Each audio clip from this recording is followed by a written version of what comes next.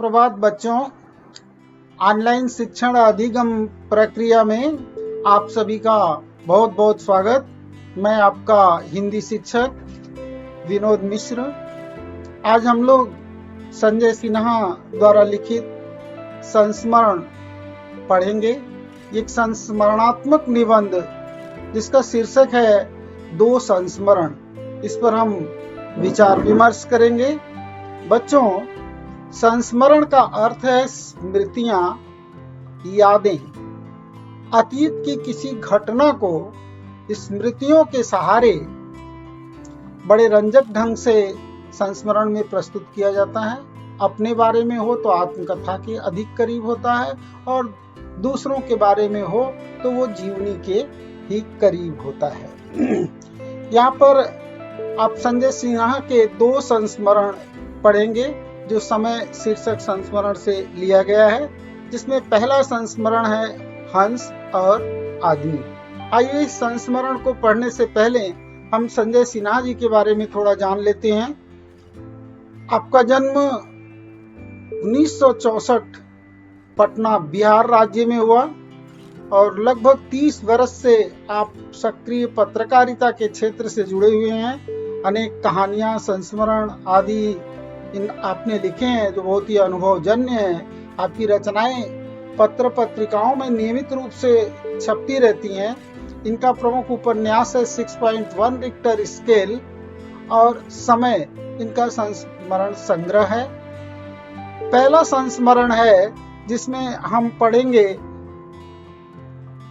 हंस और आदमी के बारे में।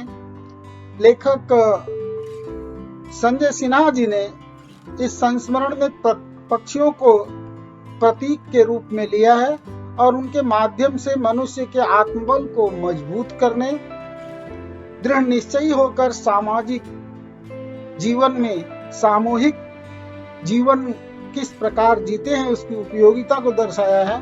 और साथ ही साथ इस संस्मरण में सिन्हा जी ने नेतृत्व के गुण और उसके जवाबदेही को भी स्पष्ट किया है। हंस एक प्रतीक के रूप में इसमें आया हुआ है। आपने कभी हंसों को उड़ते देखा है? आइए इसका हम एक सारांश आपको देते हैं। आपने देखा होगा कि बहुत ऊपर आसमान में अंग्रेजी अक्षर V के आकार में ये उड़ते चले जा रहे होते हैं। बहुत ऊपर आसमान में अंग्रेजी अक्षर V आकार में उड़ते हुए हंस ये सितंबर और अक्टूबर के महीने में, जबकि हल्की ठंड का मौसम होता है, दिखाई पड़ जाते हैं। लेखक इन्हें देखकर हैरान रह जाता है। लगता है जैसे बहुत सारे अनुशासित सिपाही सफेद पंखों में लिपटकर हवा में तैरते चले जा रहे हैं। और फिर लेखक के मन में ढेरों सवाल खड़े होते हैं। ये सब कहाँ जा रहे हैं? पीछे वाला आगे आने की कोशिश क्यों नहीं कर रहा? बीच वाला क्यों अपनी जगह पर उसी रफ्तार से चला जा रहा है? क्या किसी ने इन्हें निर्देश दिया है? ऐसे ढेर सारे सवाल लेकर के वो अपनी माँ के पास जाता है, तो माँ उसे बताती है कि ये मानसरोवर के हंस हैं और एक ही गति से उड़ते हुए ये हंस आपस में रिश्तेदार होते हैं। इनमें जो सबसे आगे वाला हंस है वो उनका नेता होता है, जो उड़ने की रफ्तार और दिशा को तय करता है। आने वाले खतरे को पहचानता है, हवा को काटते हुए चलता है और दूसरों के लिए उड़ान आसान बना देता है। बड़ा आश्चर्य होता है लेखक को। वो माँ से पूछता है कि आगे वाला इतना मेहनत क्यों करता है। माँ बताती है कि ये जानते हैं कि कर भला तो हो भला। एक दूसरे का अगर हम भलाई करते हैं तो निश्चित ही रूप में हमारे साथ भी भला होता है।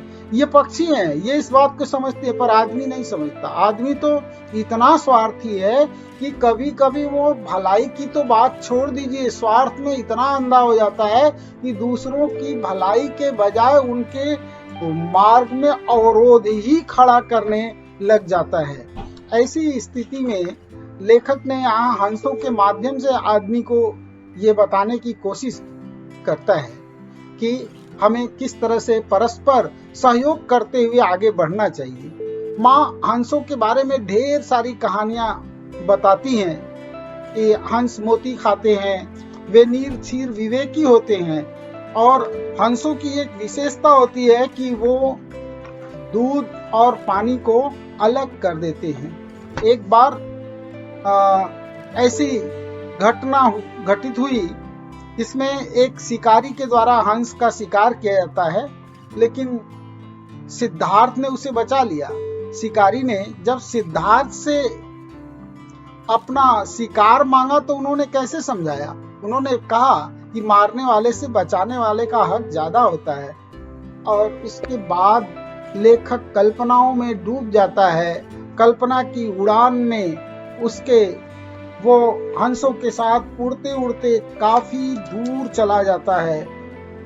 लेखक के मन की उड़ान में हंसों का जो क्रम है, सबसे पहले पिताजी का हंस, फिर माताजी का हंस होता, इसके बाद चाचा चाची तथा दादा दादी का हंस, और अंत में लेखक तथा उसके भाई बहनों का हंस होता है।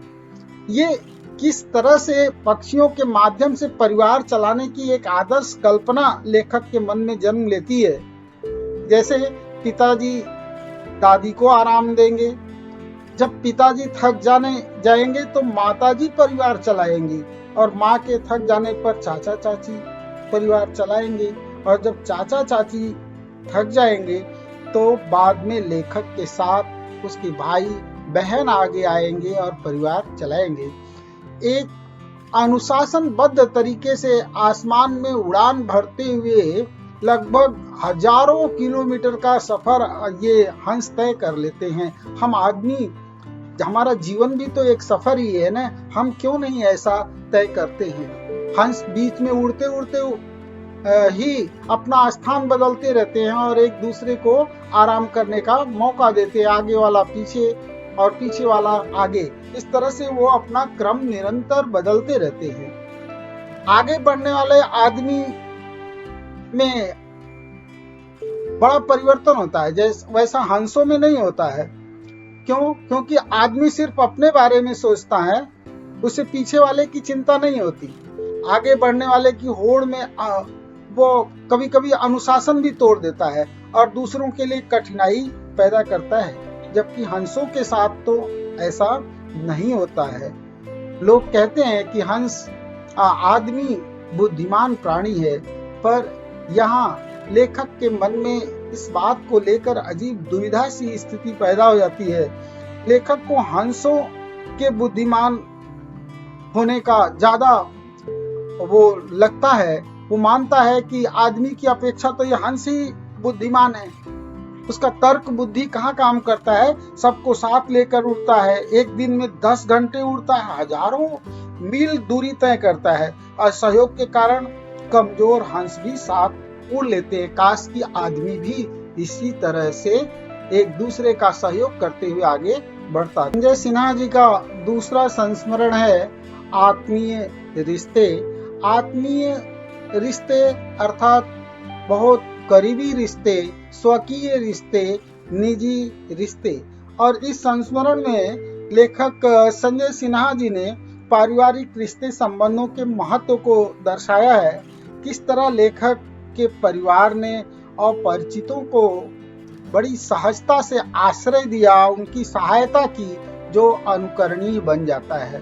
बच्चों, सारांश रूप में हम इसे लेते हैं। लगभग रात के दोपहर बीत चुके होते, आधी रात का समय होता है, जब लेखक के दरवाजे पर खटखटाते हुए कुछ लोगों की आहट महसूस होती है। लेखक के पिताजी दरवाजा खोलते हैं। सामने एक स्त्री और पुरुष खड़े मिलते हैं। उन्होंने लेखक के हाथ में एक चिट्ठी पकड़ा दिया। पिताजी ने चिट्ठी को पढ़ा और पढ़ करके उन्होंने उन्हें अंदर ले लिया। उन्हें पता चला कि इनको ये बुआ जी ने भेजा है।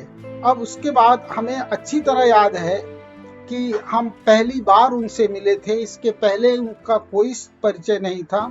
लेकिन उन्हें चूंकि बुआ जी ने भेजा था, पिताजी ने उनके बारे में तहकीकात की, पूछताछ की, हालचाल अपनी बहन के बारे में, और इससे पक्का हो गया कि वो बुआ जी की। उसके बाद हमें कुछ जानने के लिए शेष बचता ही नहीं, और फिर पिताजी फटाफट उनकी रहने की व्यवस्था करते हैं, तैयारियों में लग जाते हैं। उनके सोने की व्यवस्था, खाने की व्यवस्था की जाती है, साथ में ओढ़ने के लिए उनके लिए रजाई, चूंकि ठंडी का दिन था, और दूसरे दिन सुबह कैसे उन्हें अस्पताल पहुंचाया जाए। दरअसल उनको पटना के मेडिकल कॉलेज में इलाज कराना था, गाड़ी लेट हुई थी इसलिए वो काफी देर से पहुंचे थे। ये कोई प्रश्न नहीं उठता है, गाड़ियां अक्सर लेट हो ही जाती हैं। लेकिन आज अगर देखिए तो किसी अपने खास रिश्तेदार के यहाँ भी जाना हो तो 10 बार सोचना पड़ता है, पर बुआ जी ने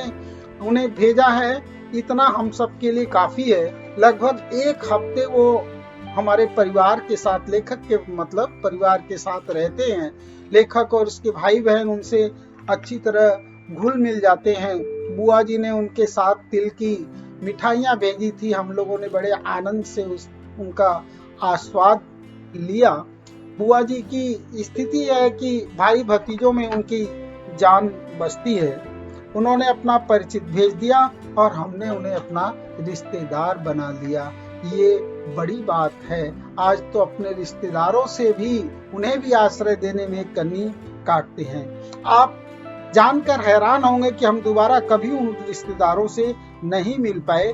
लेकिन जब रजाई छीनने की बात याद आती है तो हमें वो घटना याद आती है कि किस प्रकार से हम दोनों भाई जो अलग अलग रजाई में पड़े थे, एक रजाई रिश्तेदार को दी गई और दूसरी रजाई बची जिसमें हम दोनों भाई बहन घुसकर सोए। एक बार लेखक भोपाल से दिल्ली नौकरी की तलाश में जाता है और उसके मामा जी ने जज के पास एक चिट्ठी लिख करके भेज दिया था। जज साहब किदवई नगर में दिल्ली में रहते थे और वहां पर जज साहब की फैमिली के साथ रहने का बड़ा ही अच्छा अनुभव मिला। जितने दिन उनके घर रहा, परिवार के एक सदस्य की हैसियत से रहा, लगा उनकी बेटियां मेरी बहनें बन गई हैं और उनका बेटा मेरा भाई। मुझे कार्यालय में आने में देर होती तो वो चिंतित होते और मेरी राह तकते। मैं अक्सर रिश्तों के बारे में लिखता रहता हूँ। आज वो रिश्ते नहीं बचे हुए हैं। आज तो जैसे रिश्ते एक तरह से कहें तो मर गए हैं। देखें, लेखक रोज रिश्तों की बातें करता है।